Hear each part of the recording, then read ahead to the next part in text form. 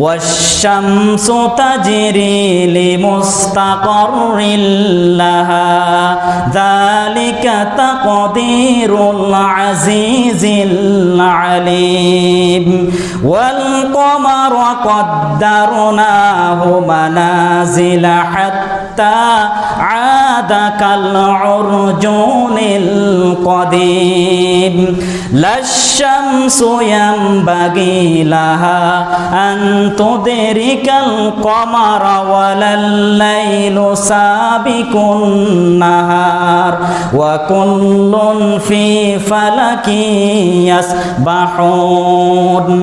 আল্লাহ পাক বলেন, আমি সূর্যকে সৃষ্টি করেছি, সূর্যের জন্য নির্দিষ্ট কক্ষপথ আমি নির্ধারিত করে রেখেছি।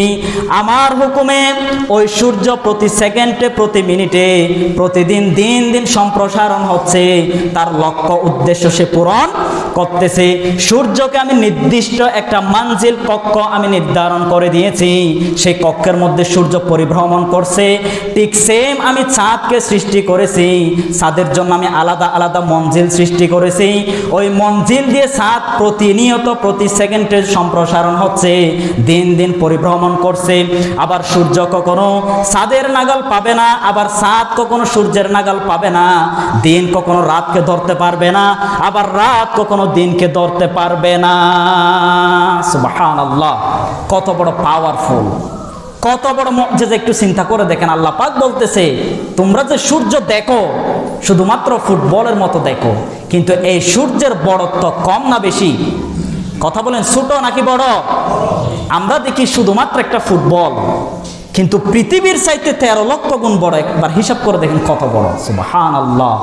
এই যে তোমরা সূর্য দেখো, সূর্যের তাপ হচ্ছে 1,40,00,000 সেন্টিগ্রেড। এই সূর্যকে আমি আলাদা আলাদা কয়েকটি কক্ষপথ নির্ধারণ করে দিয়েছি, আর ওই কক্ষপথ দিয়ে সূর্য প্রতি সেকেন্ডে ধাবিত হচ্ছে একটা লক্ষ্য উদ্দেশ্য পূরণ করার জন্য। কিয়ামত যখন সংগঠিত হয়ে যাবে, তার তাপ, তার আলো সে নিজেই হারিয়ে ফেলবে, সূর্যের অস্তিত্ব পর্যন্ত মহাবিশ্বে থাকবে না। আবার চাঁদকে দেখেছি, চাঁদকে সৃষ্টি করেছি। এই যে রাতে তোমরা চাঁদের আলো দেখো, চাঁদকে তোমরা পর্যবেক্ষণ করো, এই চাঁদের জন্য আলাদা আলাদা আমি মানজিল সৃষ্টি করেছি।